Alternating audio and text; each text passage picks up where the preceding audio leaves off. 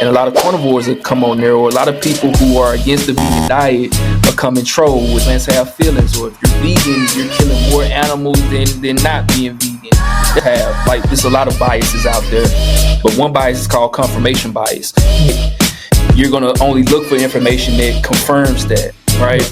And one of my favorite books of all time is called How to Win Friends and Influence People, right, by Dale Carnegie. And in that book, he talks about a topic about you convince a man against his will, he's of the same opinion still. Be careful how I use that word plant-based, because I feel like it's also like a hijacked term. And I feel like sometimes, even when I go into the supermarket and buy stuff and it says plant-based, I still have to read the ingredients, because sometimes everything in there is not vegan. Let's not kid ourselves, right? The meat industry, the dairy industry, the egg industry, all these are billion-dollar businesses. And a lot of the propaganda and a lot of these research papers are funded by these industries. Welcome to the I Choose Health podcast. I'm your host, Stephen Leslie. Today we have vegan coach and trainer Justin Strickland joining us on the show. And now a word from our sponsor, BetterHelp. Is something interfering with your happiness or preventing you from achieving your goals? There is definitely something keeping me from my happiness and accomplishing my goals.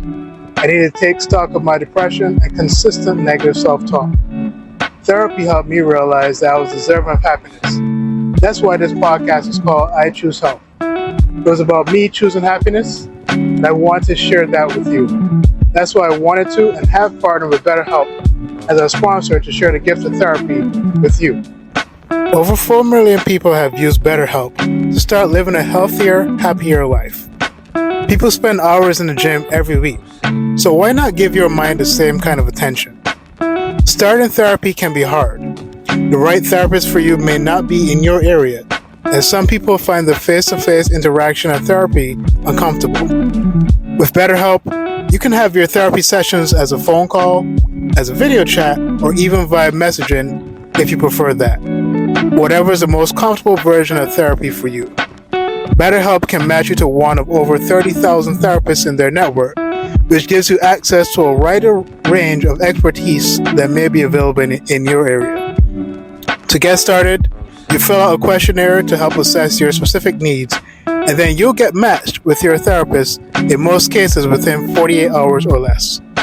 You'll be able to schedule therapy sessions at a time that's convenient for you. If the therapist you're first matched with doesn't feel like the right fit, which can be common when starting therapy, you can easily switch to a new therapist at no additional cost without stressing about insurance, who's in your network, or anything like that. If you think you might benefit from therapy, consider BetterHelp. Click the link in the description or visit betterhelp.com/iChooseHealth for 10% off your first month with a licensed therapist. What is up, guys? Welcome back to the I Choose Health podcast. I'm stoked to be with you guys again. We had that interview with Fallon Morningstar, and she went into women's health and talked about what she does in terms of helping women regain their vitality. And we're going to be looking at and going into vitality on a different level today, and it's very much linked to actually our very first episode. Our first episode, we interviewed R&B artist Honore, and Honore is also vegan, and he shared his experiences and why he became vegan. But I want to delve a little bit further than that, and we're going to be doing some, I call it vegan myth busting today. All right, because so often we hear people say, well, can you be fit and strong on a vegan diet? And we have someone here that can definitely answer in the affirmative. All right, he's a personal trainer.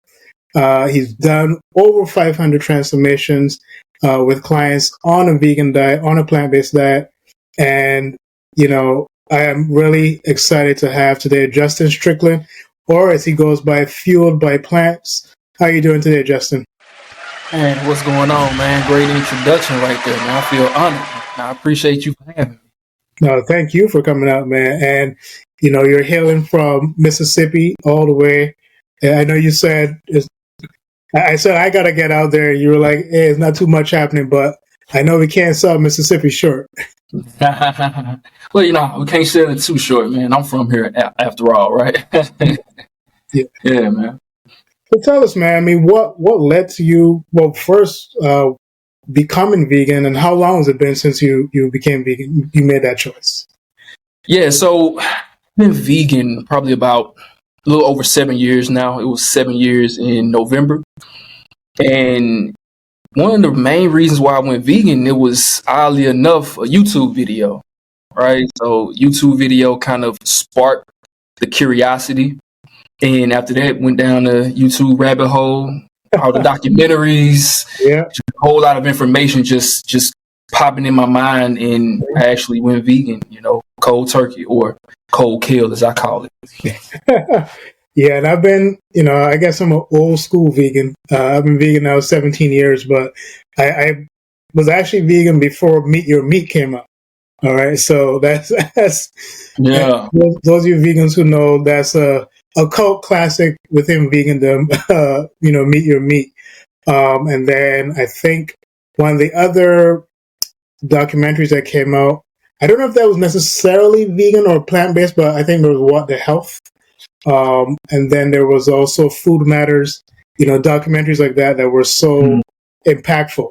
And I started to see after those documentaries that it was a trend toward people eating healthier, towards people becoming vegan, becoming plant-based. And I don't want to, let me be careful how I use that word plant-based, because I feel like it's also like a hijacked term. Right. And I feel like sometimes, even when I go into the supermarket and I buy stuff and it says plant-based, I still have to read the ingredients, because sometimes everything in there is not vegan. I don't know if you can even speak to that and maybe tell us what the difference is between vegan and plant-based. Well, yeah, so I talked about this a whole lot on my Instagram and YouTube channel. And there are some similarities, but for some people, it's a lot of differences, right? But for me personally, when it comes to veganism, it's usually from an ethical standpoint, doing it for the animals and spreading awareness about animal cruelty, factory farming, and things like that. And plant-based, sometimes people refer to plant-based as just not eating meat. So sometimes people include certain animal products in that, but really what plant-based should mean is completely vegan, but for health reasons, most cases. That's what I kind of figure out, yeah. And to even take it even further, I actually think vegetarian should mean the same thing, but I think we're such flexitarians that we want to be called a certain label, but we still want to be able to enjoy certain things or maintain certain behaviors. And to me, if you're going to really go all the way, go all the way. Don't just call it vegetarian, but then say, well, I still eat fish and maybe eggs every now and then, or butter. Do the damn thing and, right. Go all the way. Man, and I do a lot of reaction videos on my Instagram, and I did a reaction video to Kim Kardashian. She was talking about, well, I'm vegan, but today I'm eating some chicken, or today I'm eating this. And a lot of people, some people think that way too. Like, oh, I'm vegan most of the time. Fries and chicken nuggets. I'll have regular fries. Just a little more fries, yeah. Thank you. I'm a vegan most of the time, 98% of the time. But today I'm going wild. First off, I don't watch the Kardashians. Someone sent me this video to react to it. The fact is, someone can't be vegan part-time. Either you're vegan or you're not. Veganism is a stance for the animals. It's not just something you can turn on and turn off. And sometimes we just want to have that term, like you mentioned, flexitarian. Look, if you're vegan, you're vegan. If you're not and you do it sometimes, just call it that, right? Maybe you shouldn't use the term vegan, and it's cool, right? We have different definitions for a reason. But most of the time, I feel like people are trying to go in the right direction. So it's all good, man. Yeah. as I said, we want to really get into some vegan myth busting today. Yeah, now you've trained well over 500 clients, right? Gotten them to their goals, their adaptations. How many of your clients at this moment would you say are suffering any deficiencies or feeling like they're lacking anything? Like, how many of your clients would you say fit into that category? Yeah, so when it comes to my clients and the people that I help, I almost never get anybody telling me that they're deficient in anything, right? Now, when a person comes to me, maybe their diet isn't the way that it should be, and we fix that and correct that immediately, and then they're completely fine. But none of my clients really struggle with any of that. In fact, I actually got my blood work done, a couple months ago, and my doctor told me that, my numbers are completely incredible, and my B12 is actually too high. So I was taking the supplement, and I said I may have to take the supplement a little bit less because of my numbers are so good. So yeah, it's a lot of misrepresentation in the vegan community and people thinking that you can't get the right nutrients. Yeah. Touch on that a little bit, because I remember when I became vegan, one of the things that they talked about was B12, the cyanocobalamin, right? And that vegans is not found in any plant-based foods, is not found in any plants. Vegans are not getting enough. And because they're not getting enough, now they're probably subject to having, heart issues, any cardiovascular issues. Touch on that a bit, and maybe even go into maybe even vegan foods out there that actually have a significant or, decent amount of, B12 in there that's actually able to help people who are, thinking of going on a vegan diet or have been on a vegan diet for a while. Touch on that a little bit. Yeah, when I first went vegan, the main thing was vegans can't get protein, right? That kind of been demystified a little bit. There's still people out there that say you can't do it. Mm-hmm. These people are living under a rock, obviously. But the same thing with B12. People think they can't get enough B12. And actually, B12 doesn't even come from animals. It actually comes from the bacteria, in the soil. And most animals are injected with certain supplements so people can get B12 through them. So I digress, but B12 isn't such a hard or difficult thing to get. You can supplement it. Obviously, certain foods have it. Nutritional yeast has B12. A lot of foods are fortified with it.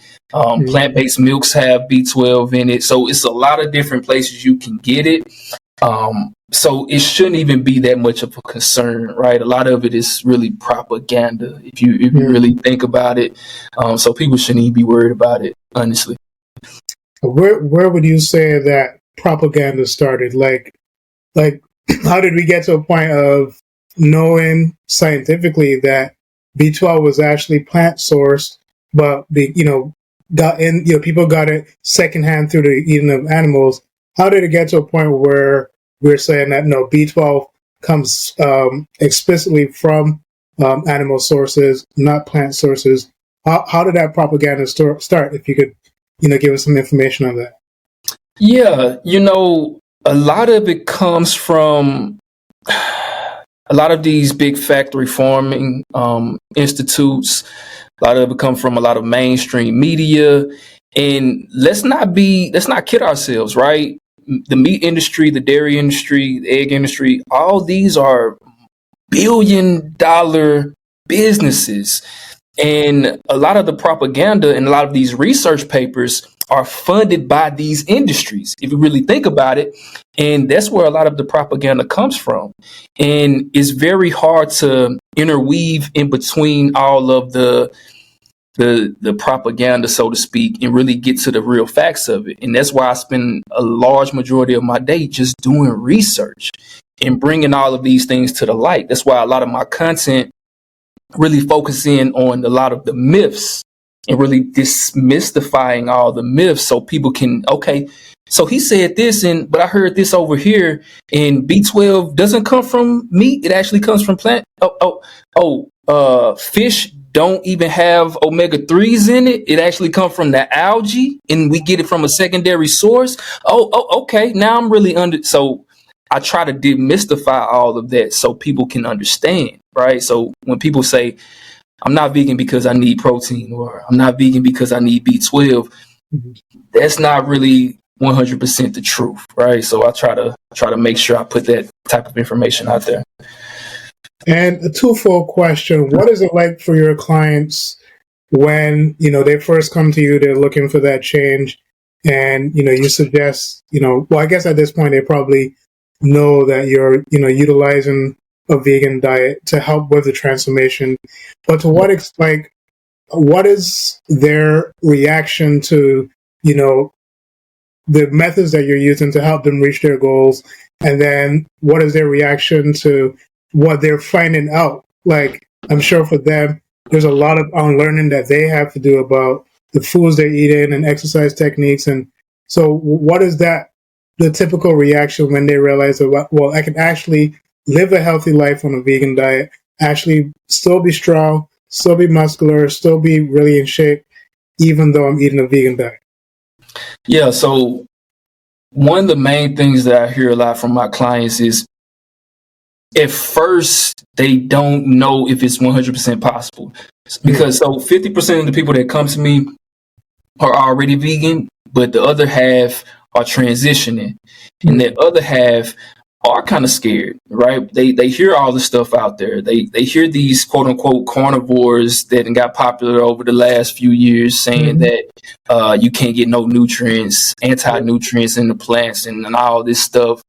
So it takes a couple weeks, but once they start seeing the progress, like, you can't argue with results, right? So once they see the scale goes down, then they feel stronger, right? They have more energy because I lay out a plan that's customized for them, so they are getting the right nutrients, the right amount of vitamins and minerals, and they start actually feeling better.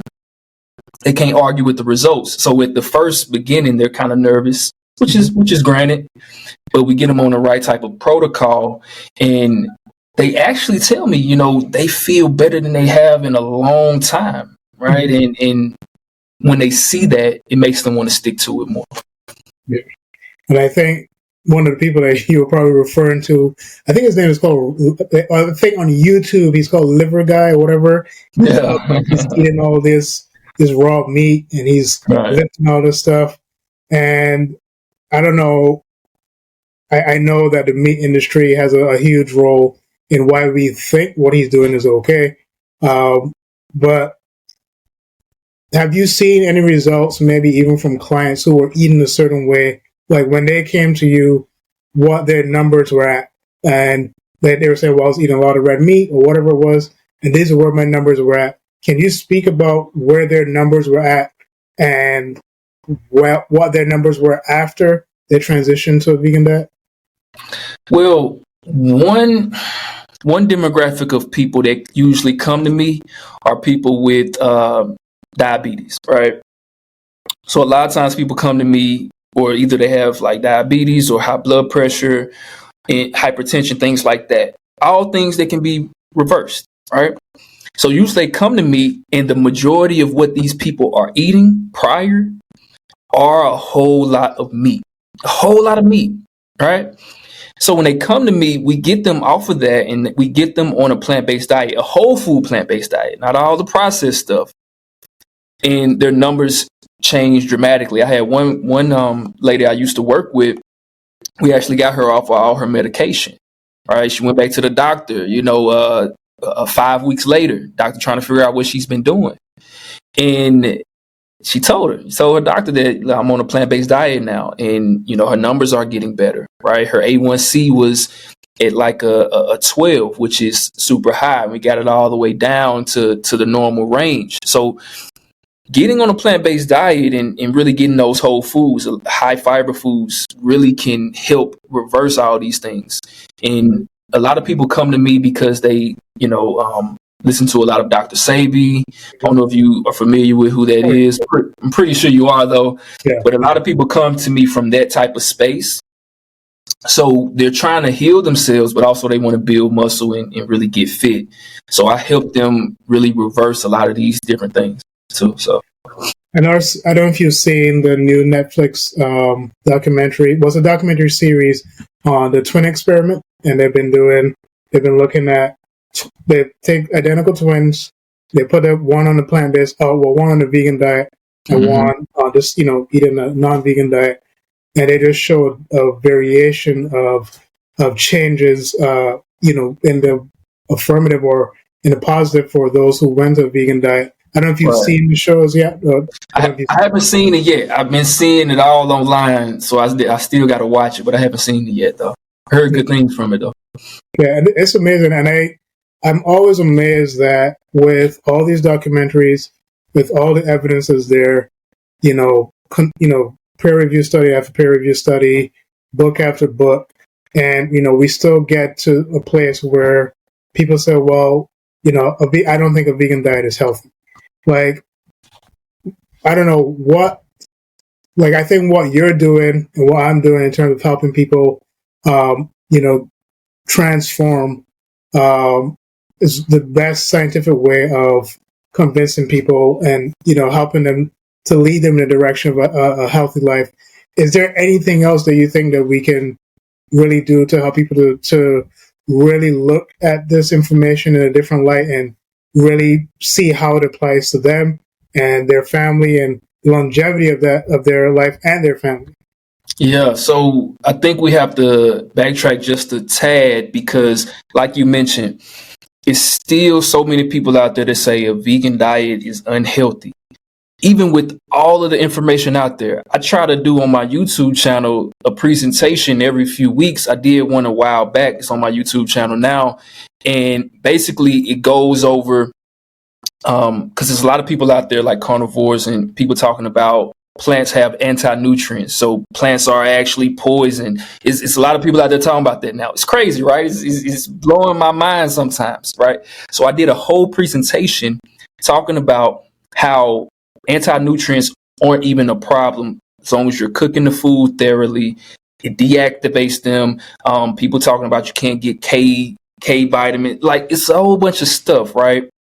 So I think when we are talking about educating people to really help them understand that they can go vegan and be healthy is, number one, continue to put the information out there in an understandable way, right? In an understandable way, and let people choose for themselves, right? Because it's so overpopulated out there with this type of information. So it had to keep coming from an understandable place, I feel like, where people can really understand it. Okay, if we're talking about protein, let's talk about how someone can get enough protein. If we're talking about B12, let's really put that in the understandable way. And repetition, I think it's just repetition, man. This is a lifestyle, so we got to treat it that way and really just keep putting the information out there. And that's why I love what you're doing. You know what I mean? You're doing a great job. Yeah. And unfortunately, I think there's a lot of facetiousness out there. I can never pronounce that word.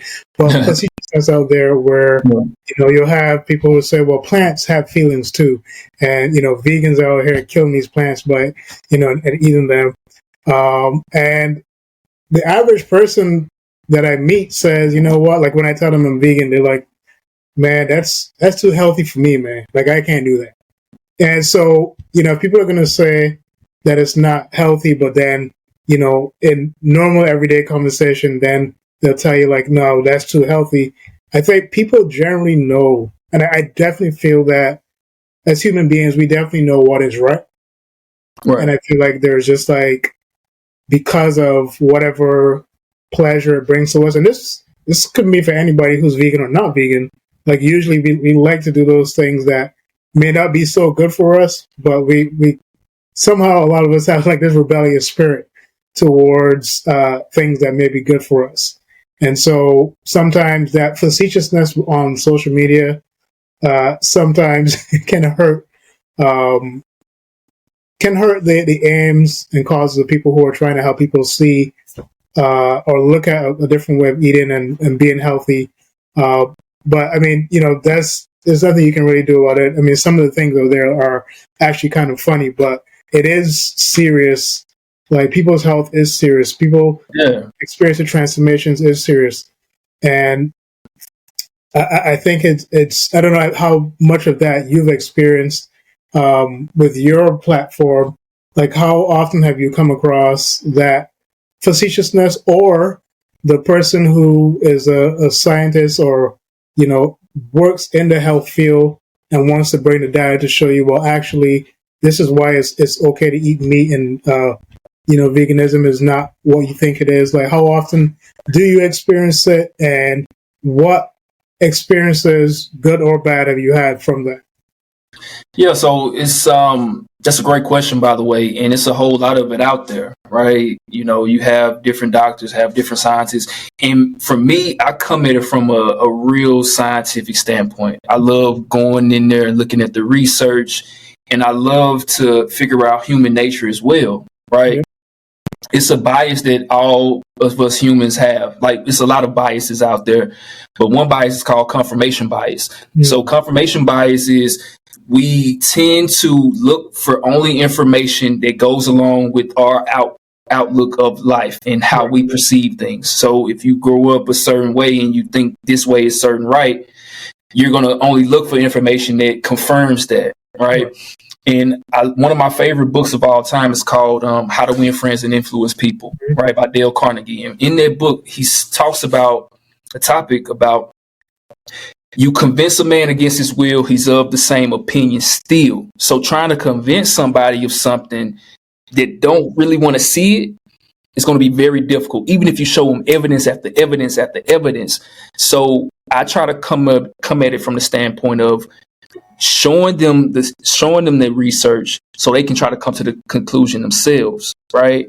Because you have people out there right now that know, or at least seen the information that, okay, a vegan diet is healthy, right? They see the research, but they'll say, oh, that's not true, that's a lie, or that's not true, or this carnivore doctor will say, oh, this plant is not good, and it's just so much out there that people have to filter through. And I feel like, and I see it all the time on my page, right? I'll post something and a lot of carnivores will come on there, or a lot of people who are against the vegan diet will come and troll with the facetiousness and, oh, plants have feelings, or if you're vegan, you're killing more animals than not being vegan. That's a new one, by the way. I don't know if you hear that one all the time. That one is definitely. If you're vegan, you kill more animals in the fields, and it's just a whole lot of stuff, right? But ultimately, what I really think, though, this is one of the biggest things. I try to get people to the point, just this point right here. You can go vegan and still be healthy. If we can get people to just get right there, then there's no other reason for them not to be vegan except for just their own personal reasons, or they just don't want to give up meat, right? But as long as people think it's not healthy, people will have a false reason not to go vegan. So I try my best to just keep putting this information out there where people know where, you can go vegan and still thrive and still eat the foods that you love and still don't have to limit yourself. And long as they figure that part out, I feel like it will be one step closer, if that makes sense. And I think a lot of people's concern is not even so much going vegan. I think that one of the things that people think is that there's going to be a sacrifice in taste.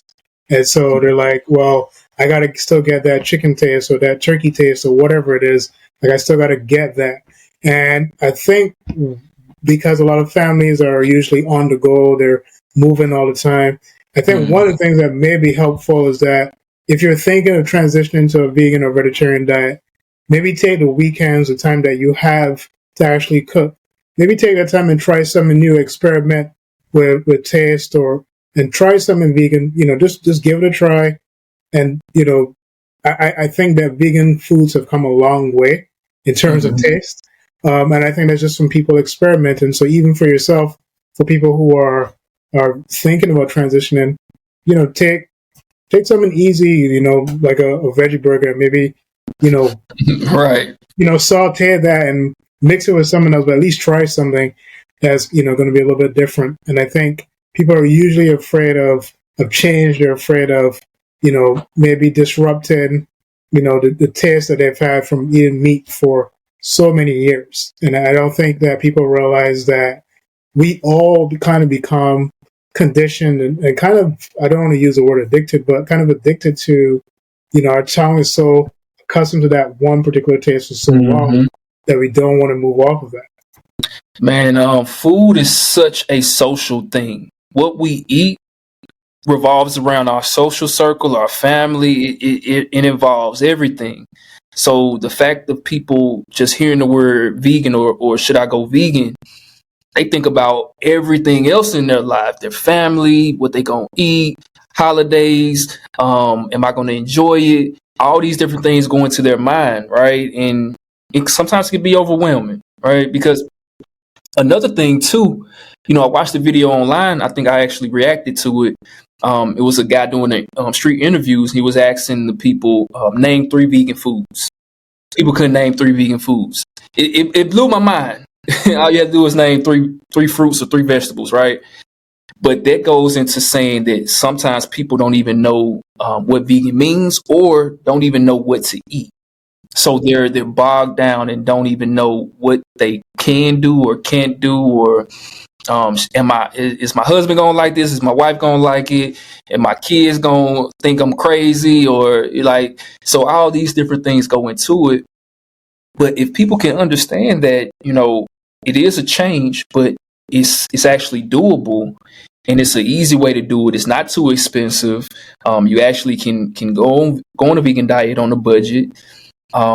And things won't really change because it's so many different vegan options out there, right? You can still have the same type of foods that you want, and it won't be as overwhelming as people think that it is. Right? Yeah. And for the guy or gal that comes to you and says, "Hey, Justin, I want to bulk up, I want to get big, but I see that you're helping people, get these transformations with a vegan diet. I don't know if I can really do that on a vegan diet. How do you approach? Obviously, every person's situation is different, but how do you approach that individual and program for them? And in terms of prepping for them, not prepping, but programming in terms of their nutrition. How do you go about doing those things to help them maybe achieve what we call muscle hypertrophy? Where we're getting that muscle, we're getting stronger. How do you go about doing that even on a vegan diet? Yeah, so it goes, what type of foods we're eating. It all comes down to the macronutrient ratio, right? Making sure you're getting enough protein. I don't want to go too technical and nerd on you with the protein numbers and stuff like that. But when a person comes to me and they want to build some muscle, excuse me, I just get them to see the other people I've done it for so they can actually believe it first and foremost. Because if they don't believe it, they're going to be in 1 foot in and 1 foot out. So they actually have to believe that it's possible. So that's why I show my transformation, but also show other people's transformations I've helped with. But then I customize them a nutrition plan that actually fits their needs and actually helps them get enough protein. Right. And even for me, I get, no less than 150 grams of protein every single day with ease. It's super easy. Right. So I show people that you can do it. And I program that for them. And once they actually see that it's possible, then it's easy. It's easy from there, right? The program and the workouts are easy, because nutrition is 90% of the game, right? If what you're eating isn't right, it's going to be very difficult. And that's what people are scared of sometimes, right? They think, oh, how am I going to get enough protein if I eat spinach all day or if I eat this salad all day, right? So we have to make sure we're going at it the right way and going about it the right way. That's so funny that you brought up spinach because I remember growing up, and if you watch Popeye growing up, they're like, oh, yeah, Popeye the Sailor Man, he pops the spinach open and, he's got these big muscles. Right. So I'm not sure what the producer of that show, what was their thinking, why they specifically chose spinach. But it's just interesting how we went from a society that thought that, maybe we should try to, maybe eat healthier, eat more veggies, more fruits, to now like, no, we got to eat more meat, more, more dairy, more whatever, so that we're stronger and faster. And I'm just wondering how we kind of shifted, where that mindset shifted. Yeah, man, it's so funny, man. Like, that was one of my favorite cartoons, right? Eat your spinach. Parents used to say, eat your vegetables. Fruit is good for you. But now it's like the tables have turned, and now vegetables and fruit are being vilified. People say that fruit has too much sugar, stay away from it. Yeah. Or vegetables are not good for you because of the lectins and all of this crap. And it's like, oh, so now meat is the healthiest thing in the world? Like, what did this come from? Like, it's weird, bro. But society's changed, right? But we have to understand the underlying principles, right? The right vitamins and minerals. Okay, how do we get the right vitamins and minerals? Well, it's a balanced combination of a wide variety of plant-based foods, right? That's how you get your vitamins and minerals. What are the most important things? Well, iron. Let's talk about iron real quick. Iron helps the transportation of oxygen in the body and helps the cells stay oxygenated. That's one very important thing to build muscle. Well, how do you get iron? Let's go back to Popeye. Popeye was on to something, because there's a whole lot up in that spinach, my guy, right? Kale, another thing, right? And a lot of kidney beans. That's how you get some iron. But a lot of times, we have to make sure that we're absorbing the right things too. How does the body absorb the right nutrients? Well, we've got to make sure iodine is in the body and present, right? A lot of different sea salts and stuff like that have iodine in it, but you can get foods with iodine as well. So we just have to know the right combinations. But I tell people, eat the rainbow. Yeah. Try your best to eat every single color. If you get every single color, you are going to be fine. I promise you. Well, also eating enough food. You can't be under eating, but eat the rainbow. You'll be completely cool. You'll be good. Yeah. And, it's interesting. You said that. I was actually surprised. I'm not sure if he's vegan as well. Are you familiar with Brawley Games? He's the guy that does those. Do these. I don't know if you've seen him. I'm not familiar with him. Yeah. I got to look into it. But like, I've heard him say things similar to that, which makes me feel that he's either vegan or plant-based or very close to it. And he has his videos are huge out there. Like, he's probably close to 2 million subscribers. Oh, wow. And he's always doing like calisthenics mostly. He's doing these pull-ups and he's jacked, right? Like, looks amazing. And he talks about, I think his family is Jamaican, and he shows his grandmother, who's probably like in her 80s or 90s, and showed, the food that she's eating, mostly plants. I know how she's healthy. And the same thing, like I have that same experience with my wife and her family. Like, her grandmother she's not vegan, but she keeps a very simple diet that's mostly consists of, plants and fruits. And I think if people realize that, if people are generally eating, the plants and the vegetables and fruits provided for us, that generally they have a pretty healthy life, and usually it's the introduction of all the other stuff that actually starts to cause the problems. Yeah, and it's a documentary online called Blue Zones that I watched. It's a pretty good documentary. I still got to do my research and due diligence on everything that was kind of talked about, but the majority of it seems pretty factual from the research I've done. And a lot of these cultures in blue zones, a lot of these people are not eating a whole lot of meat. Their meat consumption is very low. And if you think about it, when it comes to disease, people that are in these hospitals are not vegans. They're not eating plant-based whole foods and getting dementia or getting diabetes or getting hypertension or gout and all these different things that can happen. It's not from eating fruits and vegetables. Right. And nuts and seeds. That's not the case. And it's so disingenuous for a lot of these people out here to spread propaganda, and they know the truth, right? Mm-hmm. They know the truth. 10 years ago, I used to work in a nursing home. I was a CNA, so I helped elderly people. And a lot of those people in those nursing homes were not vegans or vegetarians. They was eating meats. They were eating the bad foods, the processed foods, the things the steaks and all that. That's what was really doing the most damage, right? Yeah. So we have to really get back to putting the truth out there. You know, a lot of people are trying to cover up all these things, and I'm here to pull the mask off the statue, so to speak. Yeah, you're gonna do that. Was it Scooby Doo? Right.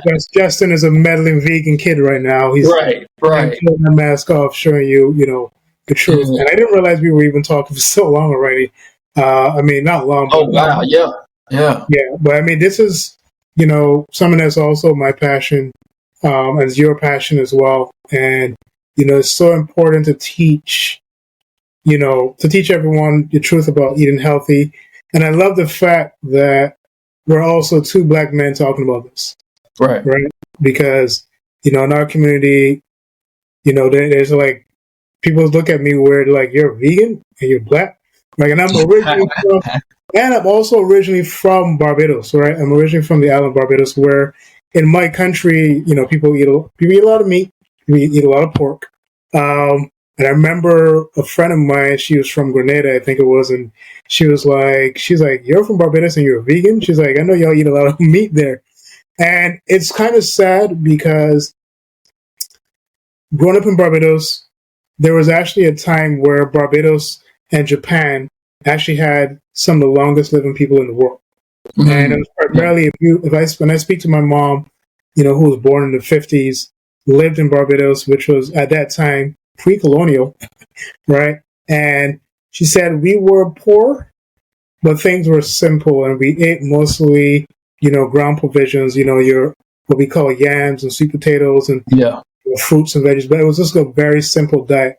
A lot of us didn't really have money for meat like that, and we had people that were in Barbados easily living to 100, right? Like, there was so often that anytime that people in Barbados hit 100, the governor general would come around with the news outlets and they would celebrate them and bring balloons and this and that.